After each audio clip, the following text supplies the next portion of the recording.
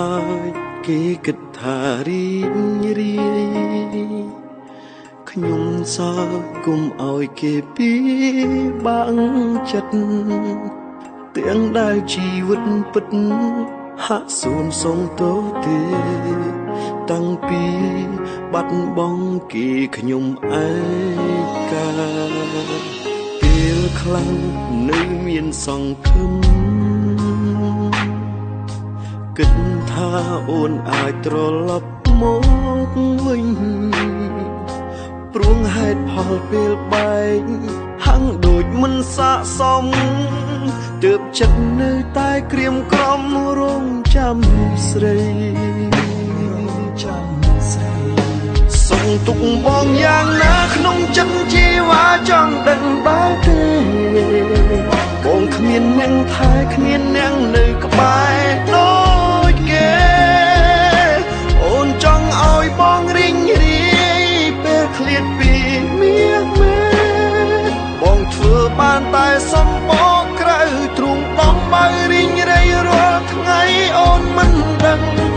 តើពេលនេះអូននឹងដល់បងឬក៏មានស្ងួនបងភ្លេចបងហើយចាំទេអូនអើយពីពេញស្រីធ្លាប់សន្យា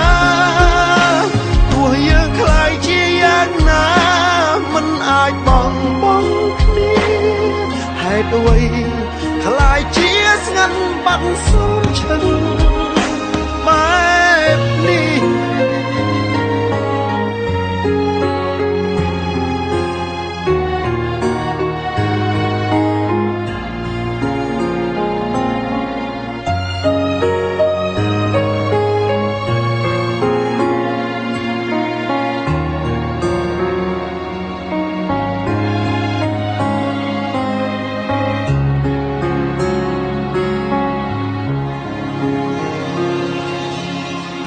ខ្លាំង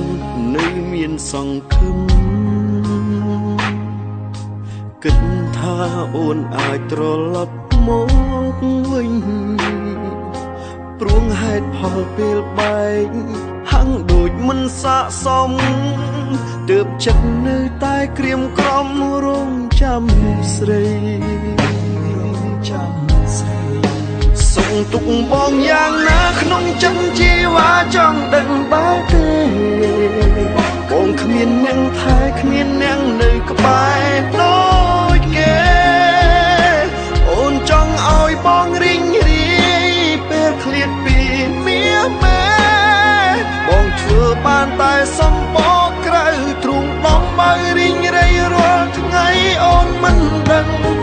តើពេលនេះអូននឹងដល់បងឬក៏មានស្ងួនបងភ្លេចបងហើយចាំទេអូនអើយពីពេញស្រីធ្លាប់ស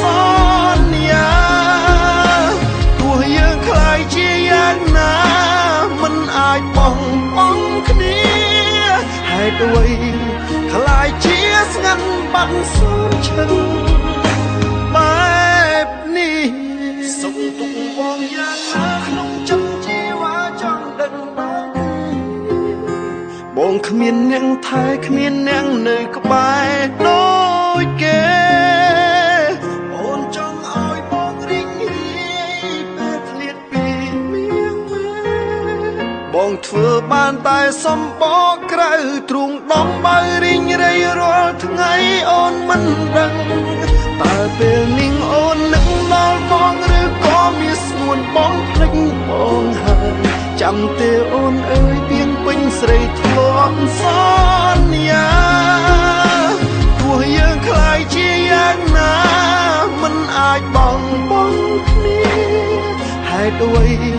ខ្លាយជាស្ងាត់បាត់សូនឈឹង